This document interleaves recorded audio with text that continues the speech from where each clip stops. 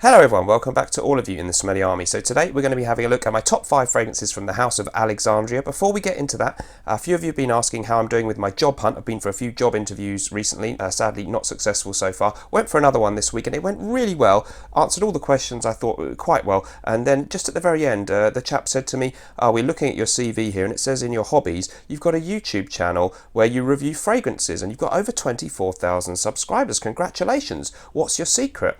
And I said, my secret? All right then, I'm wearing my wife's underwear.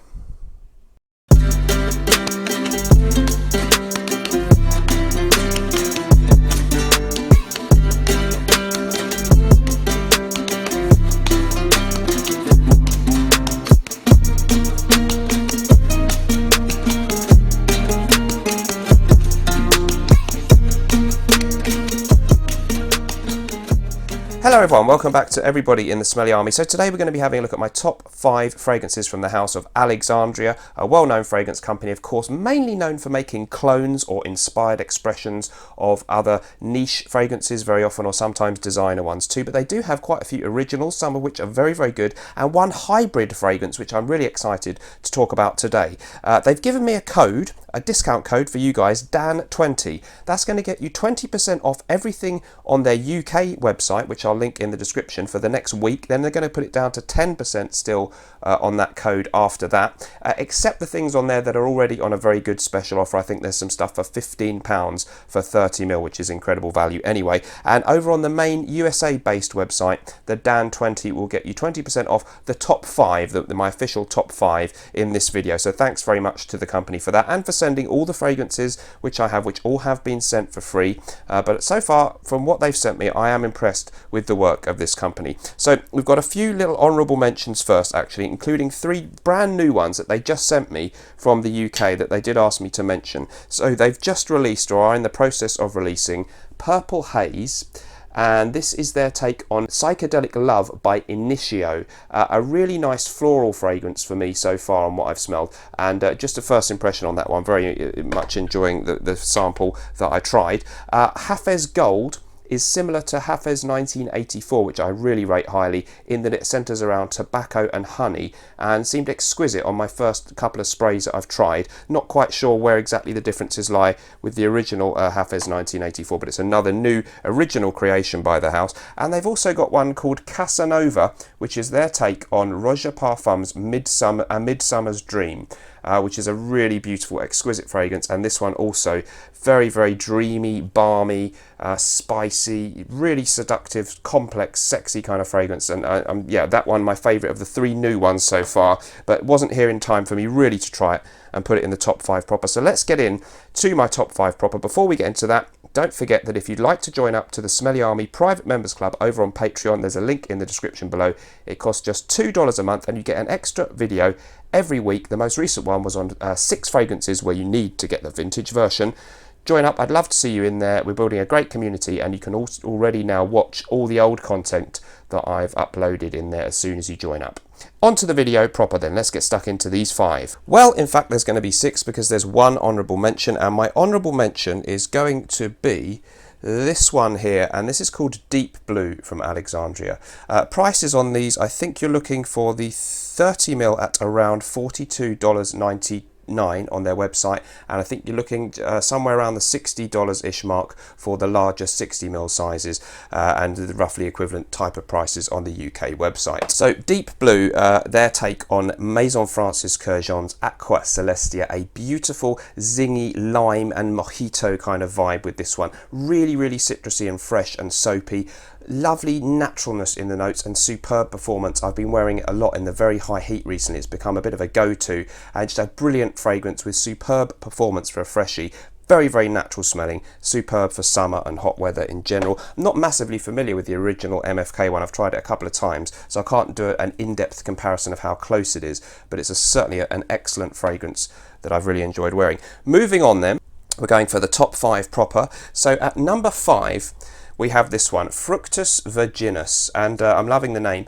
This is their take on Tom Ford's Lost Cherry, a reasonably recent release from the Tom Ford Private Blends, and it's a beautiful gourmand fragrance centered around notes of cherry, vanilla, and maybe a certain booziness, and there's almond in there. So if you like that kind of gourmand fragrance, that popular combination of cherries with almonds, this is absolutely sumptuous and beautiful. Again, I've just tried the odd sample of the Tom Ford one, I don't own it, and gourmands are not normally my main thing, and hence maybe that's why I put it at number 5. The performance on this one is so strong, and there's something really delectable and just delicious about the way they've combined that cherry and the almond. I guess you have to give the original credit to Tom Ford, but this copy or clone or inspired expression, whatever you prefer to call it, is a very, very good one indeed in terms of the performance and the quality of smell. I've really enjoyed this one a lot. So Fructis Virginius, I like the name, and it's a great fragrance. So moving on, let's have a look at the next one. I've reviewed this in full. There is a full review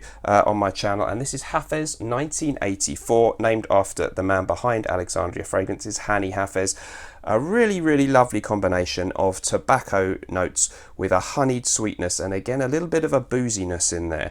Very, very strong again, very complex actually. It's a real nice balance of the sweetness with the tobacco accord. There's a similarity perhaps to Tom Ford's Private Blend Tobacco Vanille, but it's in no way, I don't think, a clone of that one. It's got its own thing going on.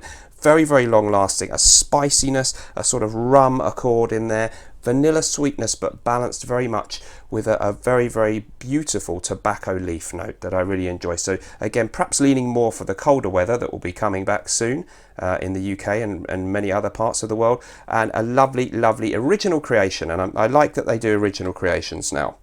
Next one, I'm really excited to share with you this one in a way, but you may roll your eyes because it's another Aventus version, and we know there are millions of clones of Aventus now, but this could be my current favourite. I think I honestly mean that. I've got all the pineapple vintage ones, I've got ones by other company. Just right now I reach for this one. It seems closest to my 2015 bottle of Aventus, which is a really nice batch, I think. This one apparently is closely modelled on 11Z01 batch of Aventus, apparently a Holy Grail batch. I can't speak for that because I don't have that batch of Aventus, but what I can tell you is Brasilia Prive is absolutely lovely. Opens of course with the beautiful juicy bergamot and pineapple, and has that perfect balance of the muskiness and the slight smoky undertone of birchwood, the fruity kind of blackcurrant note. Lasts ages, great projection. At the moment it's my favourite Aventus clone, Brasilia Prive. They did another one called just Brasilia.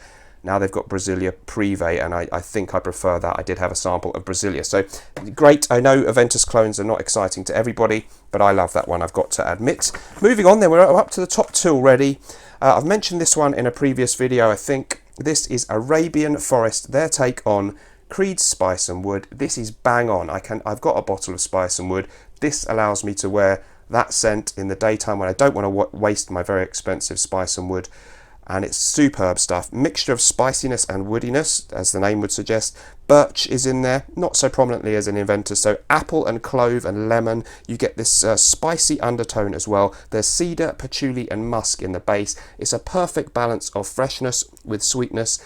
Lovely sophisticated spicy clove, maybe cinnamon accord, kind of like a spiced apple, which, you know, doesn't sound like it would really work as a sophisticated masculine scent, but it really, really does. And it's just near enough identical to my actual Creed Spice and Wood. And again, I find that original fragrance performs well. So does Arabian Forest, and the price much lower because that's one of the really pricey Creed ones. So big fan of that one. Number 1 then. So excited to bring you this one because I'm really, really excited about the concept. I know a few of the inspired expression or clone companies are doing this now. They mix 2 niche fragrances, maybe that are a popular layering combo, and release it as a ready mixed fragrance, and this is Alexandria's, I think, first foray into that field. It's Tuscan King.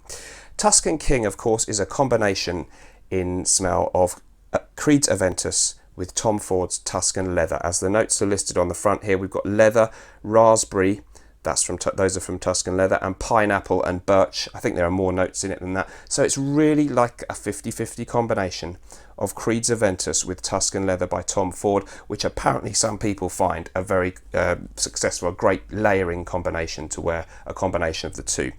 You get the really juicy pineapple, but you get that very distinctive, I think it's called suederol, this leather accord that's used in Tuscan leather, and this kind of raspberry sweetness that's also present in Tuscan leather. They're really competing. At one time you might think, oh, it smells too much like Tuscan leather, it's more Tuscan leather, and then 10 minutes later you think, no, it's more like an Aventus version, but really it's both. The performance is absolutely stellar, and although I'm not a huge Tuscan leather fan, when you mix it with Aventus, I actually find that's a really attractive and very, very sexy kind of mixture. I really like this fragrance. I like the concept, the performance is great, and it's kind of unique, isn't it? Because no one else makes a combination in one bottle of those two scents. So what do you think about that? Let me know. I know other companies are doing similar things, so please let me know down in the comments. Have you tried any Alexandria fragrances? These are my top 5 favorites with some honorable mentions. Don't forget to use your Dan20 code over on the relevant websites where you can order these fragrances. Thanks ever so much for joining me. I'll see you in the next video. Remember, whatever you're doing in life, let's project. Goodbye.